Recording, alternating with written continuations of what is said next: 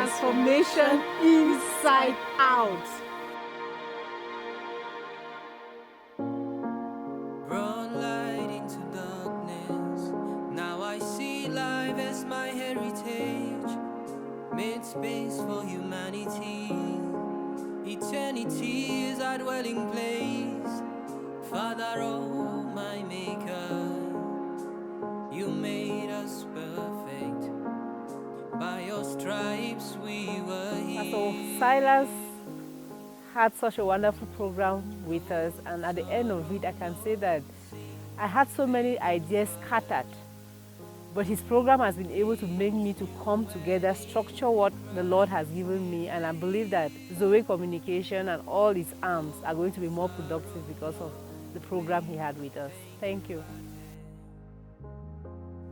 When you think of Silas, you think of structure, you think of productivity, you think of effectiveness, you think of transformation inside out. And every time I come in contact with Silas, it's just amazing. His Dreams to Reality Garage is really a garage to bring scattered ideas and make sense out of them. And I think that this was my experience in the last seminar that we just had. And I've seen, the growth, and every time is very transformational.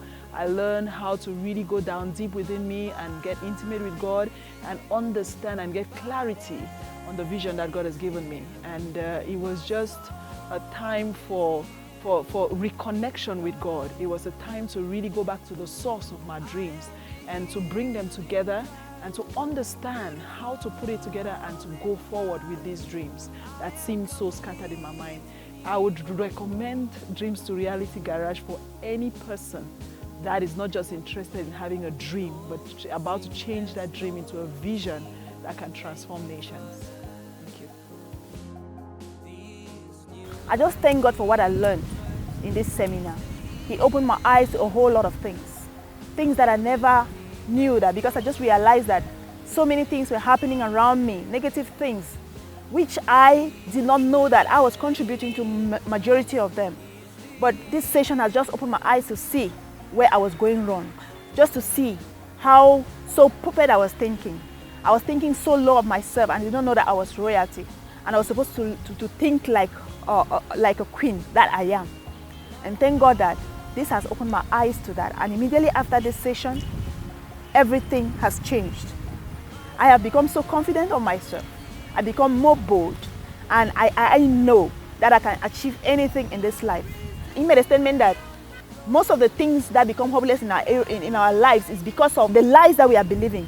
And so I decided to shift my focus and shift my thinking, not to believe in a lie anymore, that I can and that I can do all things through Christ that strengthens me. After that session, I've realized that I've become more beautiful. A lot of people are appreciating me, and wherever I go today, they say, wow, Madam Rema, you're looking awesome and you're looking glorious. That is the impact that Pastor Silas Atia has contributed in my life. And I must pray that his ministry will blossom and grow so that many more people will be able to get the kind of impact that I've had in this seminar. God bless you, sir. The higher your score, the more princely you're thinking. And the lower your score, the less princely you're thinking. That's what it means. I really want to appreciate the fact that I took part in Pastor Silas' lesson the other day, and it was quite enriching for me. He actually took us through an exercise which is the Prince and the Pauper test. By the time I came, if someone asked me if I was thinking princely or as a pauper, I would have said I'm princely because I'm this guy who always has self-confidence. I can always approach things with a lot of boldness. But when I did this test, it was really, I was having an honest conversation with myself while going through this, and I actually discovered my personality, the real personality that I've been carrying along. And this fixed a lot of stuff in my life, It was like it bricked my walls. and it broke my walls entirely, and I was rebuilding a new personality, a personality that has a princely mentality, you know, a personality that can stand tall wherever I am with confidence, with a real kind of confidence that I should, you know, instead of trying to secretly compete with those who have some particular strengths. I found myself learning to be able to complement them with my own strengths. So I think that's honestly a very great lesson I've learned during this retreat. When you understand how God sees you, it is important to also carry yourself like that. You get it? It's important to live, to think in light of how He sees you. Now, there's a general understanding of how God sees us. He sees us as real people, true of us. Right? He sees us as sons. Now, that's the foundation. He sees us as sons, as royalty.